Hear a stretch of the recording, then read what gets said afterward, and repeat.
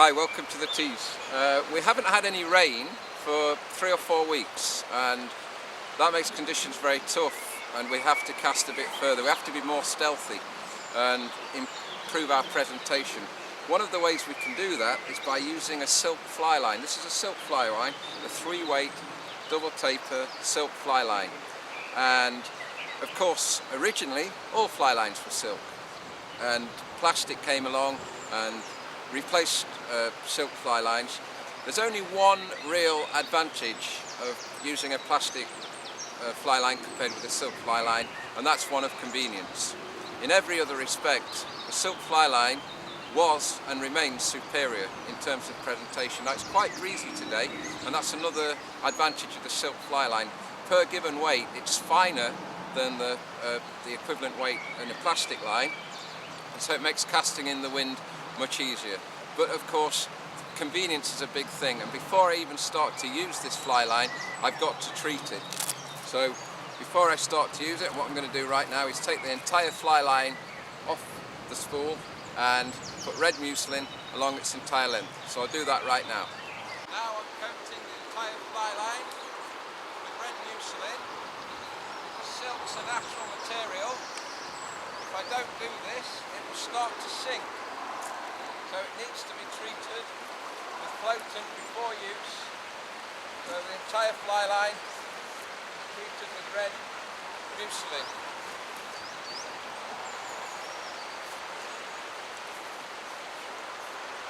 These are part of the preparations in days gone by, which were part of fly fishing, that have been traditions that have been forgotten by the modern generation because of the convenience of plastic coated lines. But there are advantages to using silk fly lines, and we're going to see how this silk fly line performs very soon.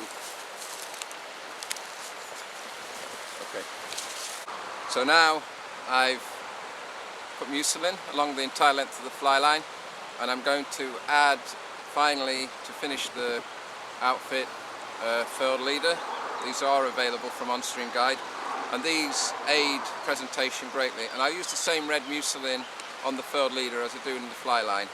It's got a loop connection at each end, so I'll attach the thick end of the loop to a nylon loop that I've tied in the end of tied to the end of the silk fly line, and then I'll put on just 5 feet of tippet material, 0.12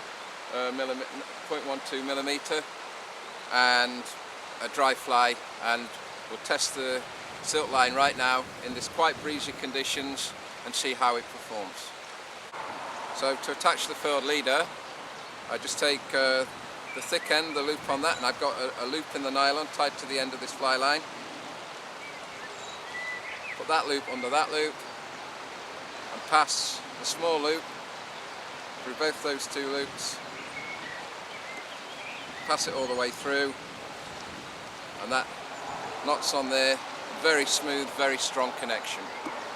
Then I'll add red muslin to the furled leader and tie on just 4 or 5 feet of tippet material and a dry fly. The first cast on this silk line. First cast. So that was just to check that the tippet was turning over, and I just flicked the fly just a few meters in front of me, and a beautiful big brown trout came from nowhere, grabbed the fly. We see this silk line is already performing beautifully. It's quite tough, the river is very low.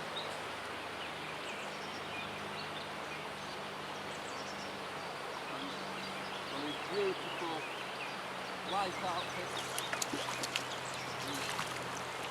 pristine wild trout like this, absolutely stunning on days like this.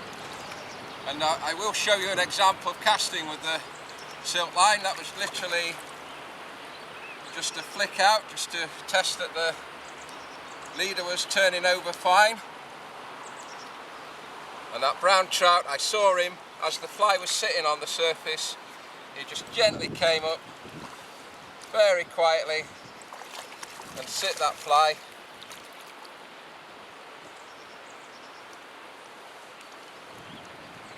And there we go, beautiful wild fish. That hook in the scissors, barbless hook of course, straight out. Beautiful, beautiful. Wild teased trout. Stunning fish, beautifully spotted. And off he goes. So, as we can see, the fly line, the silk fly line's already working. That was the first cast.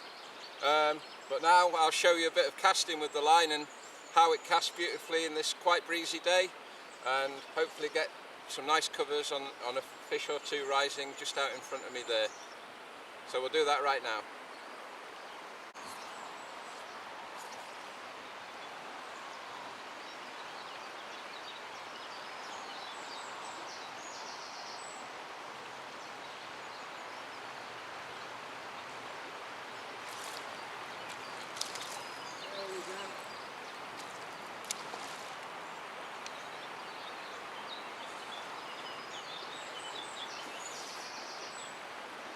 Beautiful silk fly line, fine low conditions, and it's giving me that extra stealth. I need to get close to these beautiful river trout.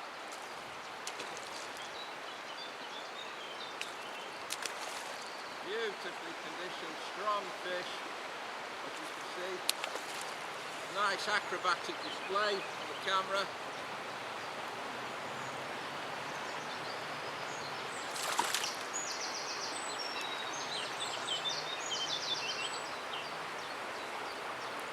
The old Sage light line, the old 389, getting another nice workout on these smashing, tremendous river tees, wild brownies. Absolutely beautiful.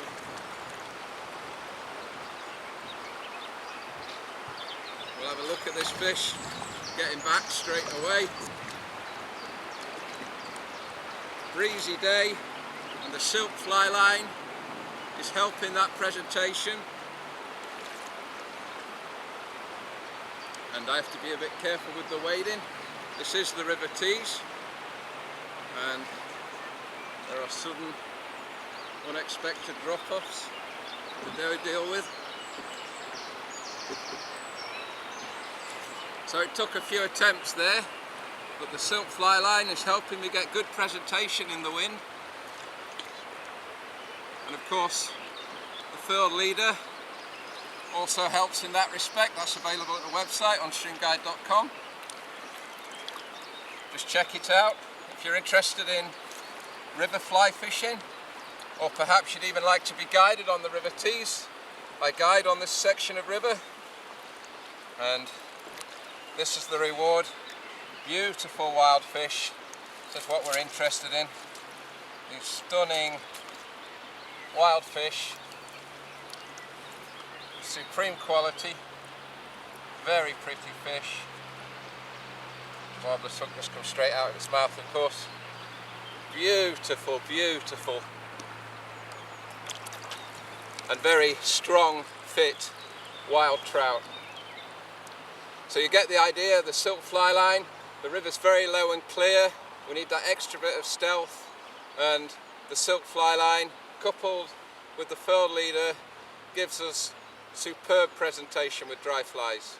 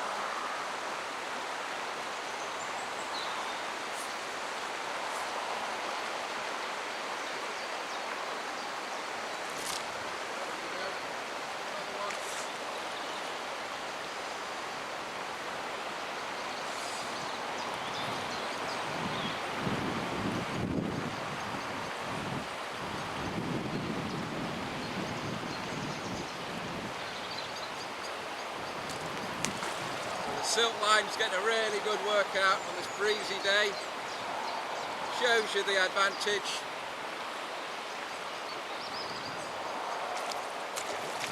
Those guys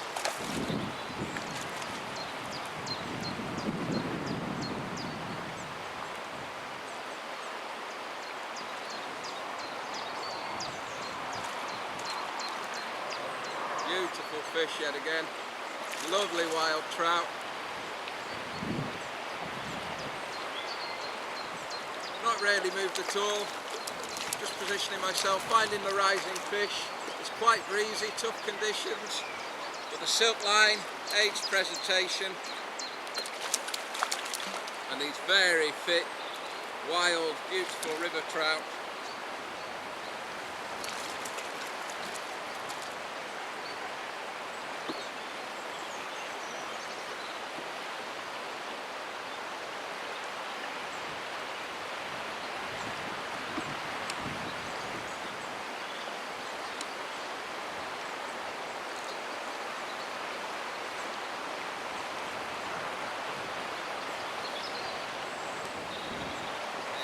Beautiful fish.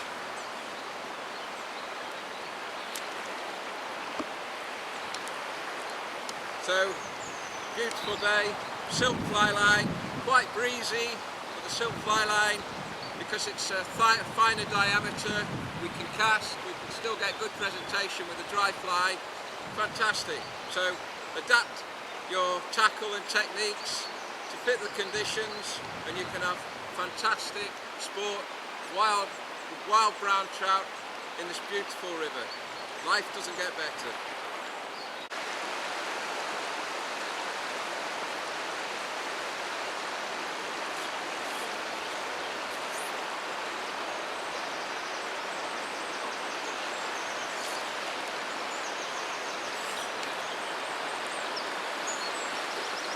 That's an out of season grayling. Here straight away from the distinctive, very distinctive pulls on a grayling.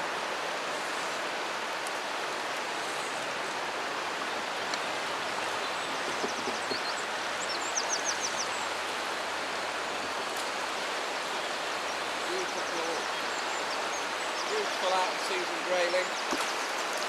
I won't use the net, I'll just keep this one in the water. Pass it up. Beautiful, beautiful little fish. Back she goes. So I've had a successful day using the silk line, and now I've got to dry the line. I can't put this on the reel wet because it's a natural material and it will rot, and these silk fly lines are expensive, so it's imperative that you do take good care of them. As I say, they have many advantages over the widely used plastic lines, but they have this major disadvantage.